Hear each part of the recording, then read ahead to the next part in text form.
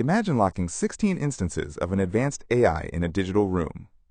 A shared folder, $20,000 of API budget, and a single instruction build a fully working C compiler from scratch.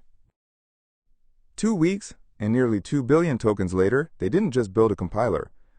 They built one that could compile the entire Linux kernel, one of the most complex, low-level codebases in existence, along with SQLite, Redis, and even the video game Doom.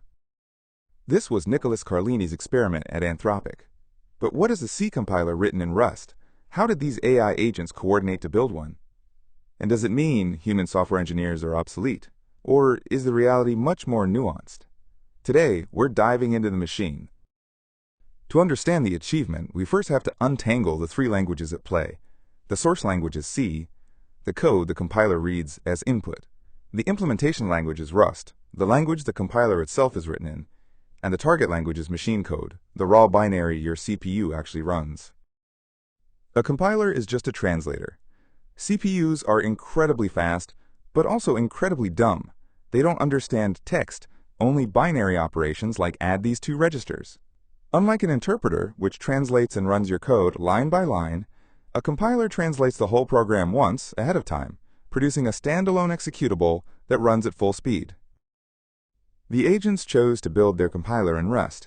Rust doesn't change what the compiler outputs, it's simply the tool they used.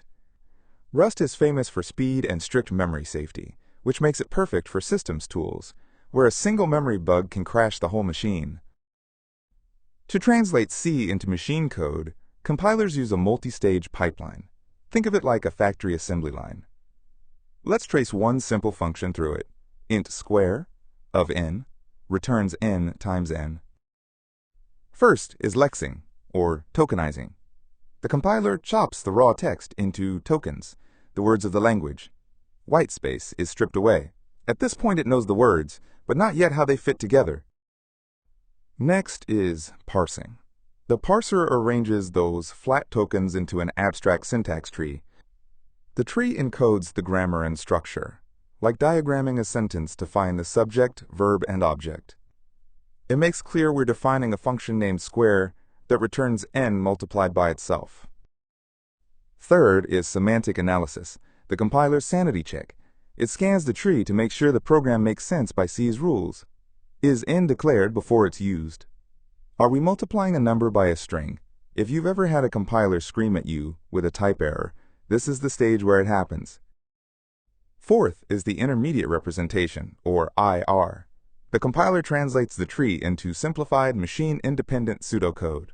Then the optimizer rewrites that IR to run faster. A naive compiler might load n twice. The optimizer notices that's redundant and collapses it into a single load. Finally, code generation. The compiler turns the optimized IR into real machine instructions for a specific processor. This is the magic of the IR in the middle. The front half only needs to understand C, and the back half only needs to turn IR into x86, ARM, or RISC-V. So how did 16 AI agents build all of this autonomously? There was no complex orchestration platform. They relied on the tool developers already use, Git. Each Claude agent ran in its own Docker container, and they coordinated by committing to a shared repository. To avoid stepping on each other, an agent wrote a simple lock file before starting a task. The secret sauce was the harness. LLMs are passive. They wait to be prompted. So the researchers built a continuous feedback loop. If an agent pushed code that broke a test, the pipeline immediately rejected it. The agent read the error, diagnosed the bug, edited the file, and tried again. They even resolved git merge conflicts on their own. The scale is staggering. Over 2 weeks, the agents ran roughly 2,000 Claude code sessions, consumed about 2 billion input tokens, and generated over 100,000 lines of Rust for around $20,000 in API fees. But did it actually work? C is deceptively simple, but real-world code is messy.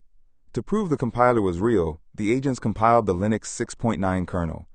A toy compiler can handle arithmetic, but the kernel uses complex pointer math, compiler extensions, inline assembly, and architecture-specific hacks. Compiling Linux and booting it on x86, ARM, and RISC-V means they implemented C down to its dark, dusty corners. But there is a catch. It passes 99% of GCC's torture tests, yet the code it produces is far slower. In one case, a program GCC compiles in seconds took it close to 2 hours.